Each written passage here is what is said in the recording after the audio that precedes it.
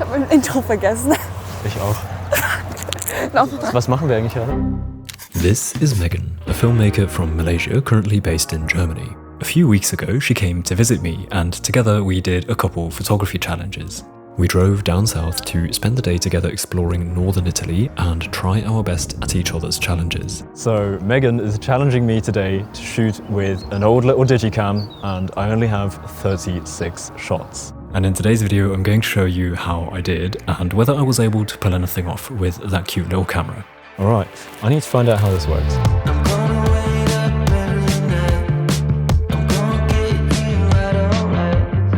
So this story begins a couple months ago when Megan reached out as a fellow creator and we just started chatting. Megan, by the way, in case you didn't know already, is a filmmaker and runs a YouTube channel where she publishes all sorts of cool filmmaking related videos from tutorials to vlogs and lighting breakdowns. We eventually had the idea that it'd be really fun to make a video together in which we give each other a challenge. We decided to basically do a camera swap. Sort of. Megan is going to shoot with my Pentax K1000 and I'm going to shoot with her Traveler FX5? I got it off of eBay for $10. Is there a viewfinder or is it just the screen? It's just a screen. It's epic. I know, it's so epic. It's not even charged. We'll see how that goes. A Digicam, by the way, is just an old digital camera. In the past couple of years, after film photography had its renaissance, the small consumer-level digital cameras from the early 2000s also had a bit of a resurgence. Many people online began sharing their experiences with these cameras, which were seen as a way to shoot photographs with a nostalgic or even lo-fi aesthetic for a much lower cost than what you'd pay to shoot film. To describe these cameras, the portmanteau Digicam was popularised online. And that is what Megan had brought with her on this day for me to shoot with. To make the challenge more interesting, Megan and I wrote each other a little 5-point list with extra challenges which we had to do throughout the day. What do we have here? Oh, it's so long! Take 5 photos only using reflection to frame your subject. I had made a plan for this one-day road trip through Südtirol in northern Italy. A little round trip with 5 stops along the way, the first of which we had already come to, where Megan and I were going to begin our challenges. Welcome to Sternping. Oh, by the way, here's the first challenge I had for Megan. Find a nice photo to shoot with the 300mm lens. Are you... Thank you very much. Ooh. Absolute weapon. Oh my god. Oh, that is so good. So here is the Digicam, the Traveler FX5. FX5, you know. So who doesn't know the FX5? It's got a zoom in, I suppose. Is it auto exposure? Yes, everything is auto. Like, it's a Digicam. Oh, and I have flash. I'll take test photos. These don't count yet, okay? I just need to test this. It counts. No, come on, I have to take a test photo. Just to see whether the flash actually works. And like to see what the quality is like. Okay. Wow, I even have a histogram. I think there isn't anything else I want to try. Like, I'm ready to go. Walk like a grandpa, right? Yeah, that's not as hard. And so we headed into the little town to find some breakfast actually, but also keep our eyes open on the way in case we find some first shots already. There we go. This is tough. Shot number 1. So here is shot number 1. It's just a silly car window selfie, I know, but I had to find 5 different reflections, so I decided to start easy. I'll talk more about my opinion on the camera and its images later in the video. For now, I just want to show you the first few photographs, both the straight out of camera JPEG I got and the image with my personal Lightroom edit on it. I think I found my next shot. There's a nice reflection of the jacket that is right behind you in that door. No! It reacted way too slowly. Oh, that's one shot gone. It's very blurry. So I was trying to achieve one of those abstract street photos with the blurry silhouette of someone passing by. Sadly, the time the camera takes to actually shoot after I pressed the shutter was so significant that the silhouette was almost outside of my frame again. So my idea didn't quite work, but I do still like it actually. To save shots, however, I didn't try it again.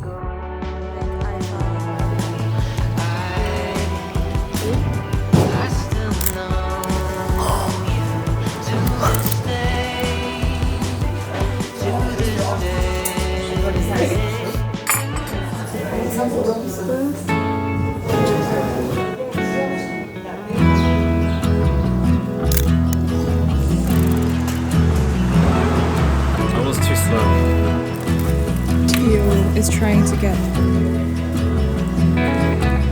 Some street photography with this camera. The display, you can't really see if it's any good, but we'll see.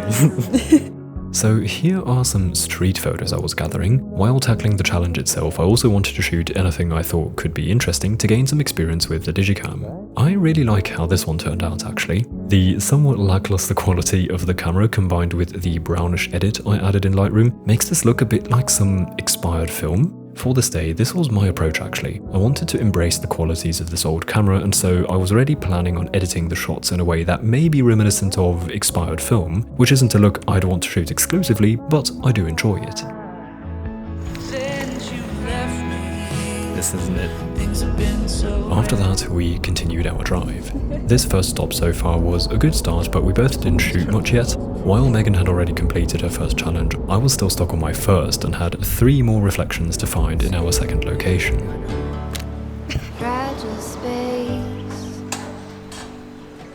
Just got a street photo. I think it might be a good one. Yes, I do think this one turned out quite nicely. The guy on the right smiled and waved at me right after I took this shot. I guess he was confused as to what on earth was so interesting here that I'd photograph it, but I just liked the scene, with the two busy working on something with those boxes and the hard sunlight coming in from above. With the warm edit, I think this makes a decent photograph. I still need to find more reflection photos. On our way to the city centre, we came across an open antiques shop that intrigued me with the wonderfully busy interior full of big and small items and some pretty moody lighting. This is why I do squats. This is also where I found my third reflection shot.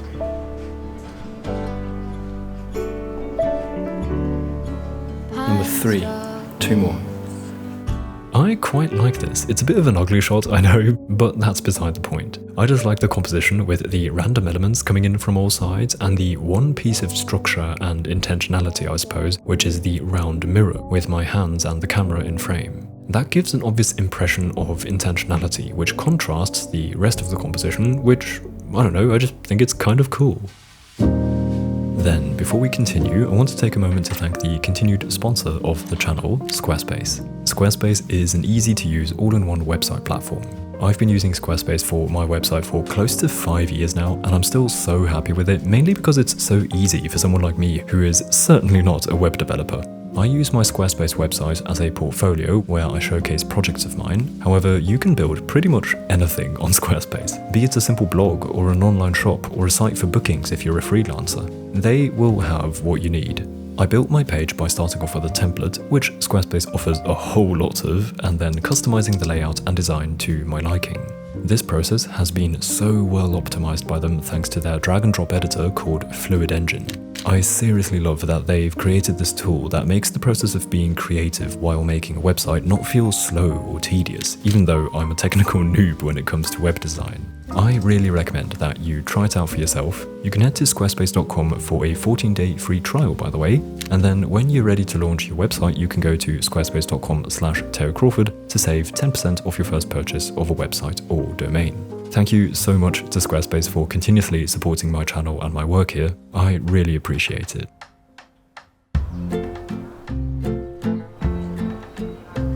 Hoy pienso en qué pasó y cómo me afectó las horas que pasé en aquel bus.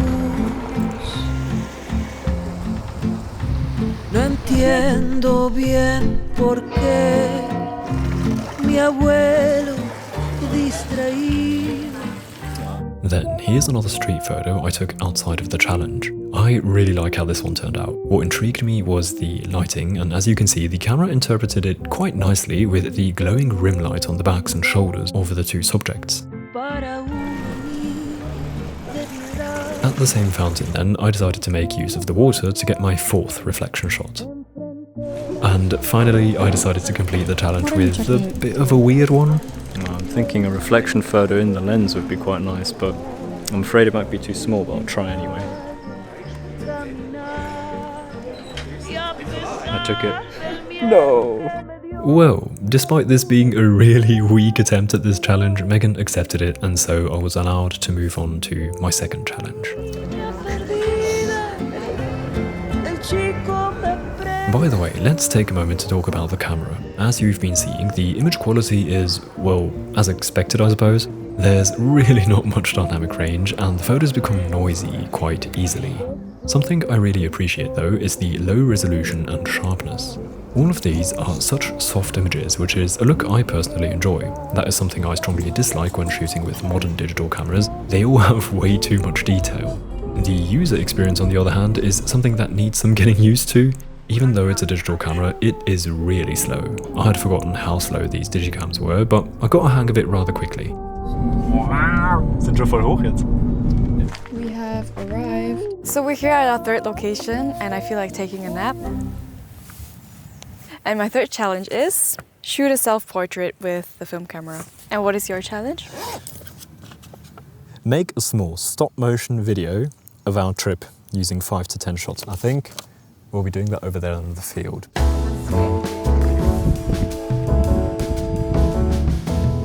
I will make it easy for you now. Traveler FX5. So this looks completely overkill. There we go. This is the setup. And I don't really Do you know any like mountain folk songs? Folk songs. Yeah, from like Austria. Could you sing any? Der Winter weht, der Berg ist schön, so fein ist der Tag, wenn die Sonne scheint. That was completely made up. I do not know any songs. But wow, looks like a Windows XP. I'll do sort of like a self-portrait type animation with your pose. I think I'll have it like and then back to the beginning.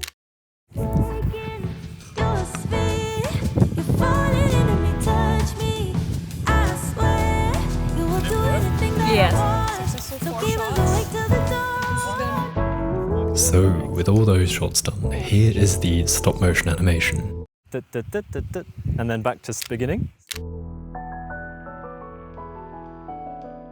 It worked alright, I think. I actually messed it up slightly because I had zoomed and while shooting the zoom somehow changed without me noticing, but I could somewhat fix that in post. Anyway, I really like how the camera captured this scene. It's such a beautiful scene with the blue sky, the clouds and the field, very Ghibli-esque, and I'm happy that the camera was able to capture enough data so that I could somehow pull off this airy look then in Lightroom. Here's the straight out of camera version by the way. You can see it's quite dark. That is because I underexposed this one on purpose to protect the highlights, hoping that I'll be able to recover some of the shadows in post. And it worked, I think. I actually shot a very similar photo after this of Megan on the field, and I think this might be my favourite shot of the day. I love the airy Ghibli vibes this one gives me, and I'm impressed honestly that I was able to capture this with the little old Digicam.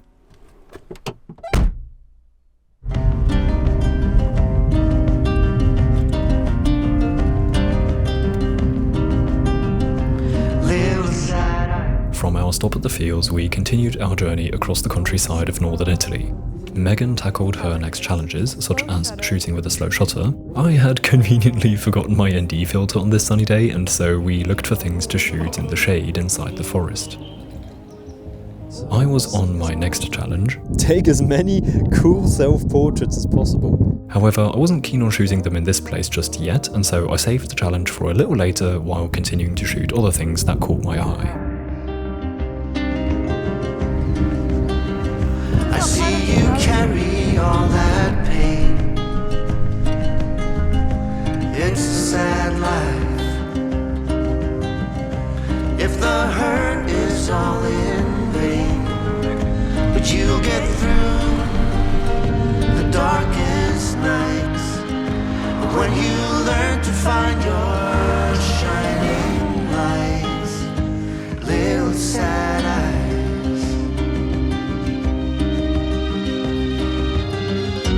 Don't you see, I am right behind. Next challenge, 2 self-portraits. As you can see, I already have it on the tripod. And we have this beautiful field here. Oh yes, this is going to be a good one. Nice, she's in frame. And that is where I'm going to stand. We set the self-timer. There's my bag. Wait, I didn't think of a pose. I hope that worked. I'm zuversichtlich. Whatever that means. I really like how this one turned out. I think this photo kind of demonstrates how you can pull off decent shots, or at least I personally like this, with a technically, well, I know this is a bit harsh, but technically rubbish camera. The point is that this camera has its strengths and weaknesses, well, more weaknesses I'm afraid, but nevertheless you can try to embrace working with these limitations and avoid the weaknesses and instead concentrate on the strengths. In this case, I think I successfully avoided the weakness of dynamic range, which this camera is just not good at capturing. And so choosing a flat scene like this one and focusing on broad shapes is effective. Something I'd count as a strength in this camera is the softness of the images, which I think contributes nicely to this type of photography. So, that is one of 2 self-portraits done. A shot sort of 45 degrees down to the ground. I just don't know if you want to lie down on this ground. I think I think it's alright. You did not just do that. I'll just use my bag instead of you. Guys, I just got replaced by a Dickies bag. Perfect. Alright. Sorry, mate. How about there? 9, 8.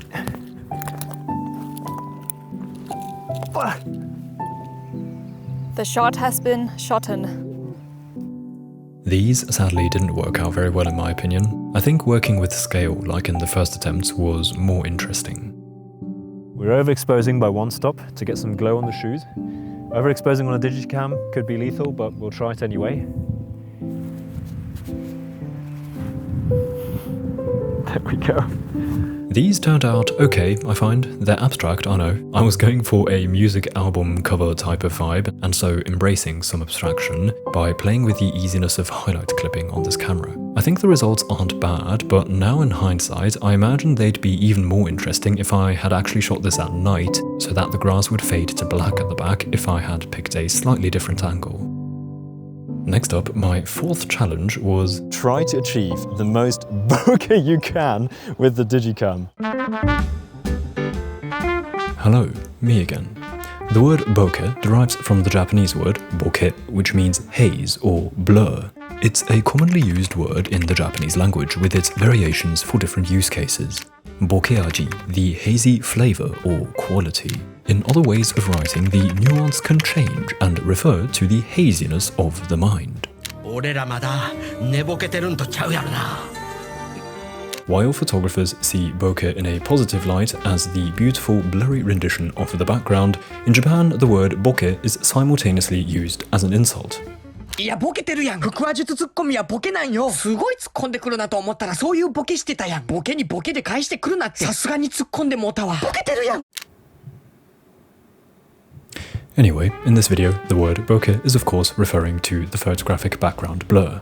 F6.1 on a puny sensor. I'm not sure about this. How's the bokeh? It's just like straight up not focusing. So I have a detachable lens for him to hold it onto the Digicam so that he can... You think that actually works?